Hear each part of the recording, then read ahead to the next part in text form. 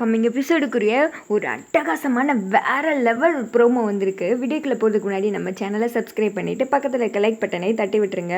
First சீன்லேயே Abirami வந்துட்டு சொத்தை பிரித்து கொடுத்துட்றேன் அப்படின்ற மாதிரி சொல்லியிருந்தாங்க இல்லையா, இன்னும் கொஞ்சம் நேரத்தில் என்னோடய வக்கீல் வந்துடுவாங்க அப்படின்னு சொல்லிட்டு அந்த சீன் தான் காமிச்சிட்ருக்காங்க. வக்கீல் வந்ததுமே எல்லாருமே வர்றாங்க. ஆஹா, நமக்கு எல்லாம் சொத்து வரப்போகுது அப்படின்னு சொல்லிட்டு ஐஸ்வர்யா ஒருத்திக்கும் அந்த ஃப்ராடு ரியா ஒருத்திக்கும் பயங்கரமாக வெயிட் பண்ணிகிட்டு இருக்காங்க. எந்த மாதிரி சொத்தை நம்ம கேட்கலாம், வீடை கேட்கலாமா, கம்பெனியை கேட்கலாமா அப்படின்னு சொல்லிட்டு ஆளுக்கு ஒன்று யோசிச்சுட்டு இருக்க, அங்கே வச்சாங்கயா ட்விஸ்ட் அப்படின்ற மாதிரி அபிராமி வந்துட்டு அவங்களோட வக்கீலை வந்துட்டு ரீட் பண்ண சொல்கிறாங்க.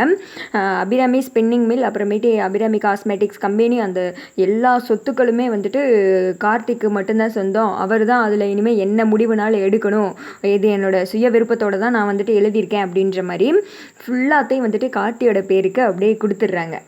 இதை சொன்னது தான் தாமசம். ஐஸ்வர்யா ஒருத்திக்கான்னு வாயை பொழக்குது, இந்த திக்க ரியா வந்துட்டு ஒருத்திக்கா அவன் விட்டால் ஹார்ட் அட்டாக்லேயே செத்து போயிடுவாங்க போல். அந்த மாதிரி பயங்கர ரியாக்ஷன் கொடுத்துக்கிட்டு இருக்கா. கார்த்தி தீபாவுமே ஷாக் ஆகுறாங்க. அம்மா எதுக்குமா எல்லாத்தையும் என் பேருக்கு எழுதுனீங்க அப்படின்னு சொல்ல, கார்த்தி இதெல்லாம் உனக்கு வந்து சேர வேண்டியதான், என் மனசில் தோணுனதை தான் நான் எழுதி வச்சுருக்கேன், இந்த குடும்பம் நல்லதுக்காண்டி மட்டும்தான் நான் எதுவுமே செய்வேன் அப்படின்னு சொல்ல, என்ன நல்லதுக்காண்டி செஞ்சீங்க, இங்கே பாருங்கள், இந்த குடும்பத்தில் நானும் ஒருத்தன், அது மட்டும் இல்லாமல் இந்த அளவுக்கு வர்றதுக்கு நான் எவ்வளோ கஷ்டப்பட்டிருக்கேன் தெரியுமா, கம்பெனியில் மில்லில் பகலாக உட்காந்து நான் வேலை பார்த்துருக்கேன். எங்கே ஒரு நாள் அவனை வந்துட்டு அங்கே லேபராக வேலை பார்க்க சொல்லுங்கள் பார்ப்போம். கஷ்டப்பட்டு வேலை பார்த்ததெல்லாம் நான், சொத்து கொடுக்கறது மட்டும் உங்களோட சின்ன பையனை கொடுப்பீங்களா?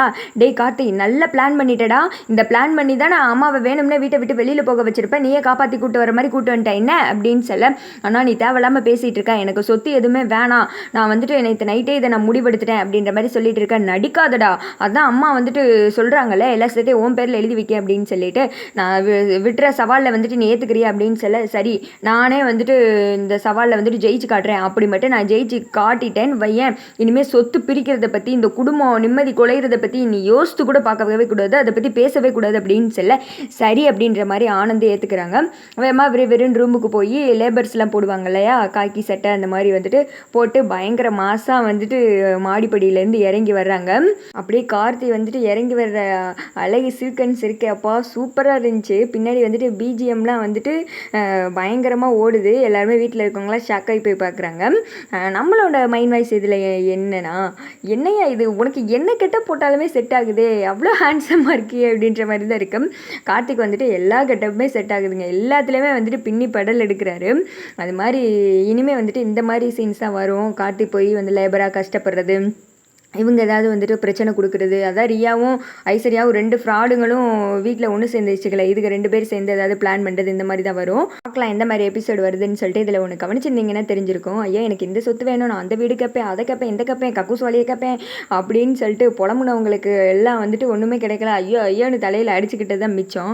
ஆனால் எனக்கு எதுவுமே வேணாம், அம்மா அப்பா மட்டும் போதும் அப்படின்னு வந்துட்டு போதுன்ற மனம் உள்ளவங்களுக்கு வந்துட்டு கூட வந்துட்டு கிடச்சிருக்கு. இதை பற்றி என்ன நினைக்கிறீங்க அப்படின்னு சொல்லிட்டு மறக்காமல் கீழே வந்துட்டு கமெண்ட் பண்ணுங்கள்.